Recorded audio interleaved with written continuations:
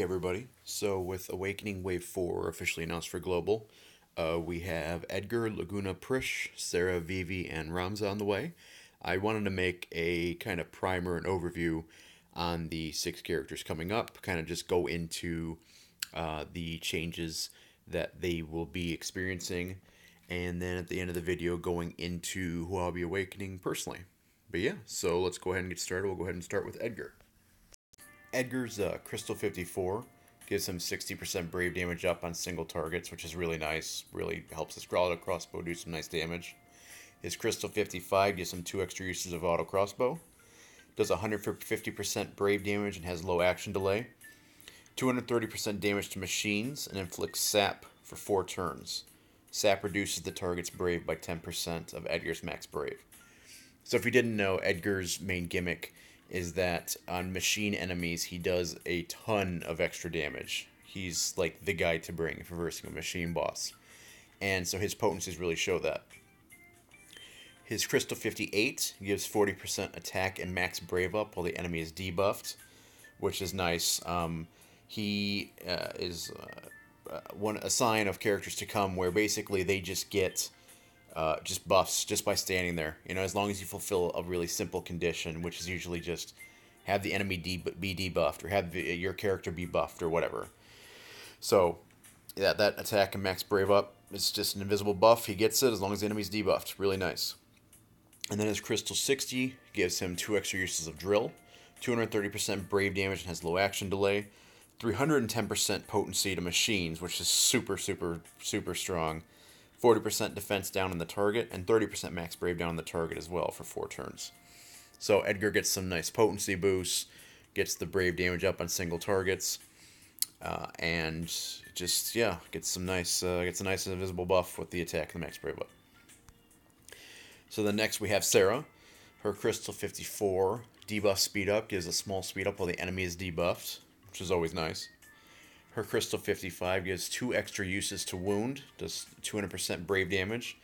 Poison is now 80% of enemy's initial brave for 5 turns, which is really strong. And she gives a max brave down debuff for 50% potency and lasts 5 turns. So her debuffs get a nice boost, especially that poison. That poison combined with, say, like Lilith or Edgar's sap. I mean, the enemy is just going to be leaking. Just not leaking. The enemy's just going to get their brave sucked dry. Pretty sweet. Her Crystal 58 debuff boost all gives the party 20% max brave up while the enemy is debuffed. AKA always with Sarah. I mean, the enemy always has either poison or max brave down debuff. So that's pretty much always active. Extra 20% max brave to the party. That's like if you brought brothers, you know, as the summon. She's like a brother summon just by standing there. Their blessing. So that's pretty nice.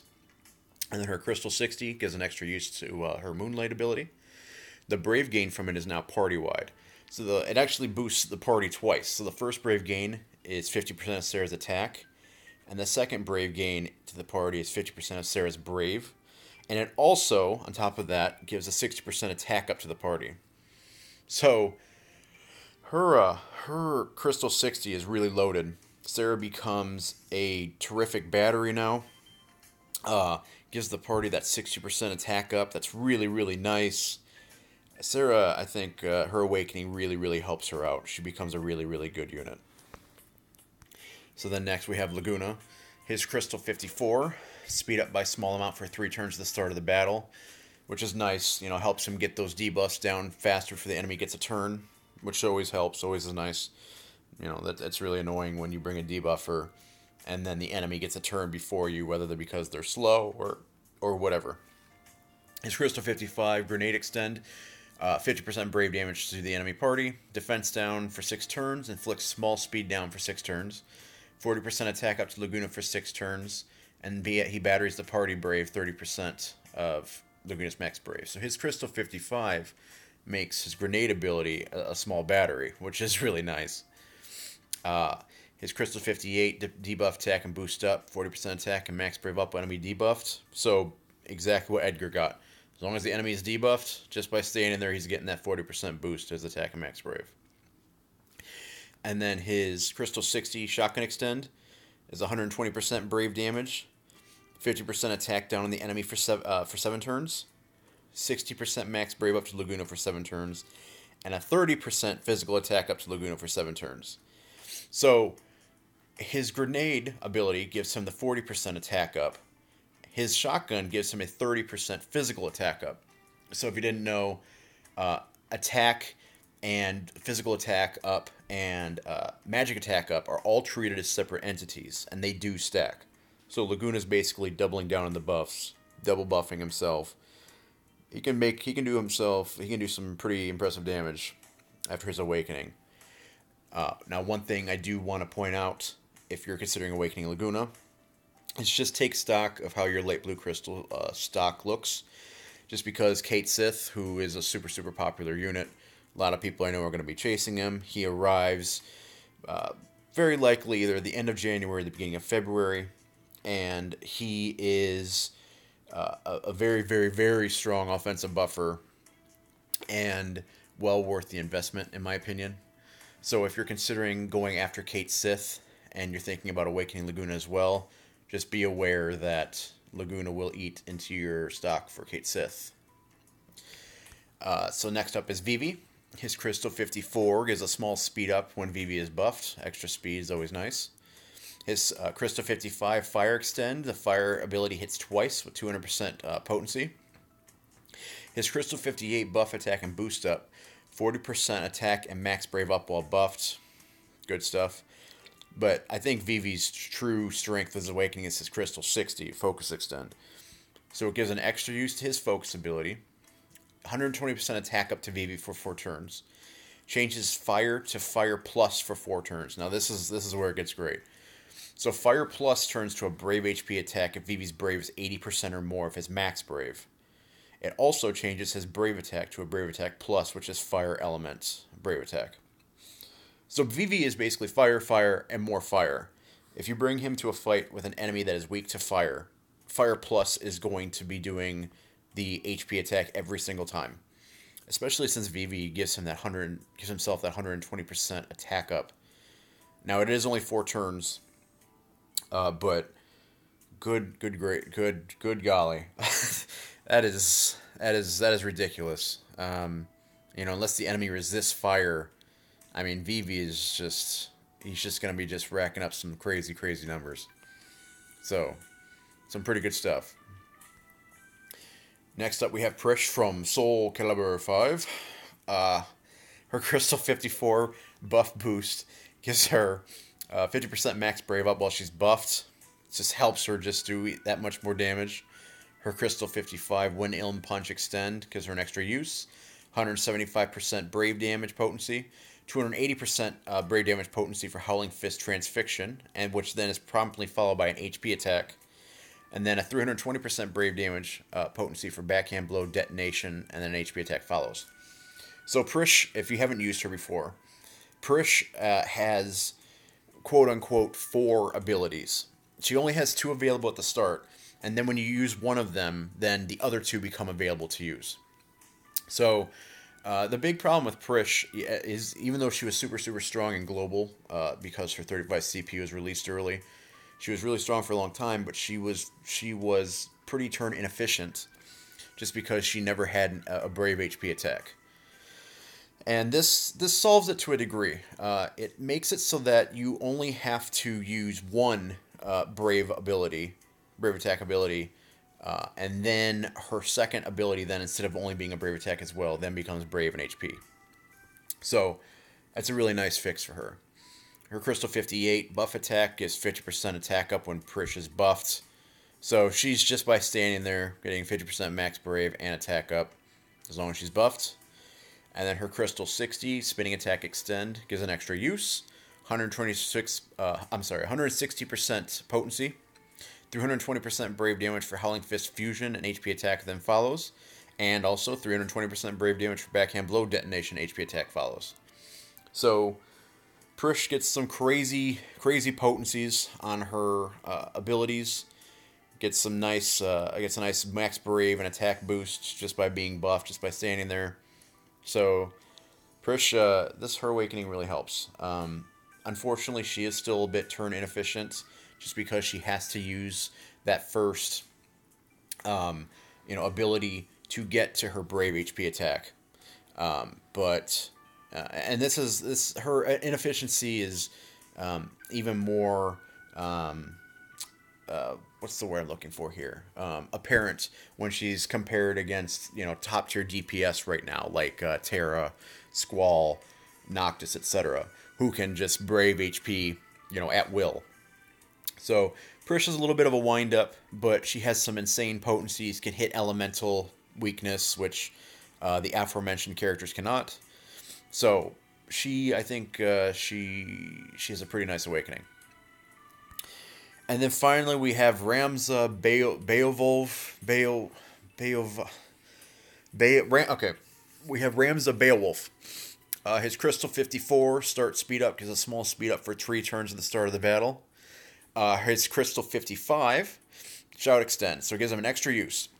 Okay, so Shout is a unique buff, which means it takes up 1 ability slot. It grants Ramza 60% attack up, 40% max brave up, and a small speed up for 8 turns. Because all of that is contained within his unique buff, that means that any of those that are being boosted can be stacked. So, for example, Selfie's max brave up buff to the party can stack with his Shout, make his max brave even higher. Sarah's attack up 60% can stack with this.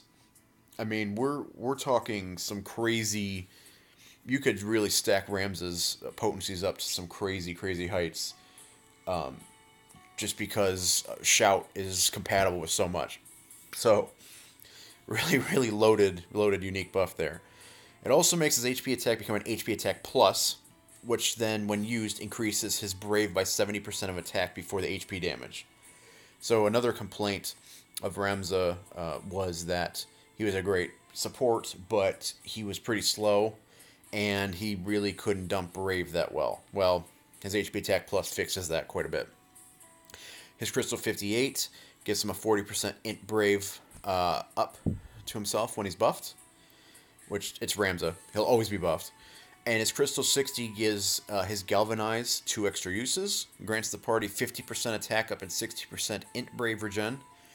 It also gives 60% max Brave up to the party for 9 turns, changes Brave Attack to Brave Attack Plus. His Brave Attack Plus batteries the party by 40% of attack.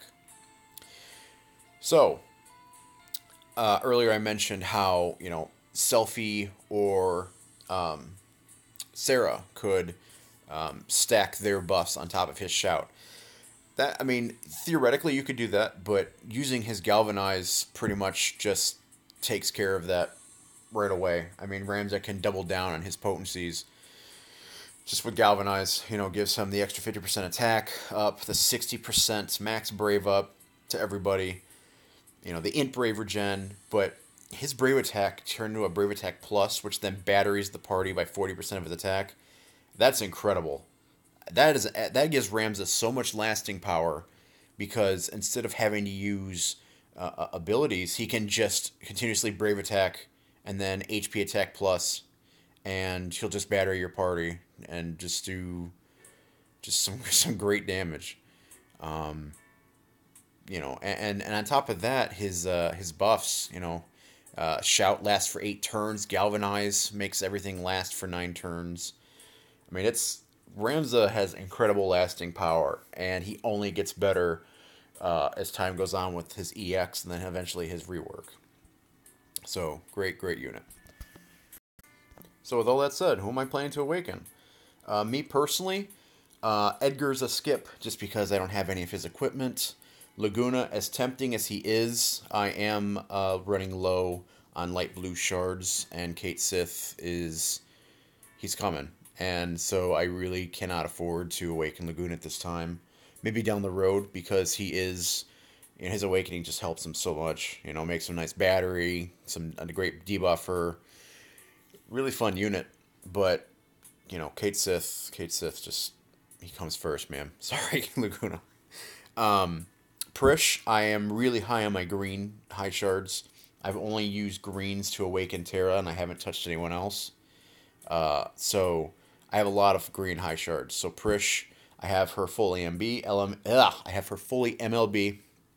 I definitely plan on awakening her because she can just do some crazy elemental damage, get some really nice potencies.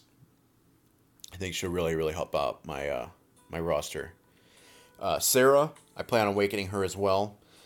Her awakening just does all sorts of crazy, crazy things for her. You know, makes her a really strong poison debuffer, nice max brave down, debuffing the enemy, and just makes her a great battery too. I mean, she really just, her awakening does so much for her. And just looking forward way, way, way in the future, she gets a really, really great EX too. So Sarah is just really kind of all around a really solid unit, and you know, her awakening just helps her that much more. So I definitely plan on awakening her. Vivi, I'd like to awaken him because that fire attack plus, if you're versing a fire enemy, it's just gonna just do nutso damage, fire weak enemy. But I don't have any of his stuff, so unfortunately, Vivi has to ride the bench. And finally, Ramza, wow. He's definitely being awoken. I only have, let's see, I have his 35 CP, 1 LB, and I only have one copy of his 15 CP. But even with that being said, his awakening does so much for him. Even with Kate Sith coming, you know, and he's the offensive, you know, he's an offensive buffer too. But I still think I could find situations where Ramza would be a better choice, or perhaps even bring him and Sith both. They'd have a lot of overlap on buffs, but you know, Ramza just getting that Brave Attack plus, just being able to battery the party just by, you know, just with a regular Brave Attack, and then the fact that you can stack his Shout unique buff with his Galvanize and just make his potency just outrageous. It's just really, really great stuff. I really think, probably out of all these characters, that Ramza's awakening probably helps him the most, in my opinion. And then on top of that, Ramza gets a really, really great EX later on too, that batteries the party when used, and gives a unique debuff to the enemy that lowers a bunch of their stats. So, yeah, Ramza is definitely a target of mine as well. So, I think this wave is actually has the most characters I've woken at one time. This will be 3 characters: Prish, Sarah, and Ramza, and it would have been 4 with Laguna if Kate Sith wasn't almost here. So overall, I think a really solid awakening wave, and yeah, I think it's got some good stuff on it. So yeah, if you guys would like to let me know who you plan on awakening and why, please feel free to let me know down in the comments below. And I'd like to thank you all for watching. I had a pretty fun time doing some research for this. I got all of my numbers and whatnot from Safeena's database, which I will link in the description below.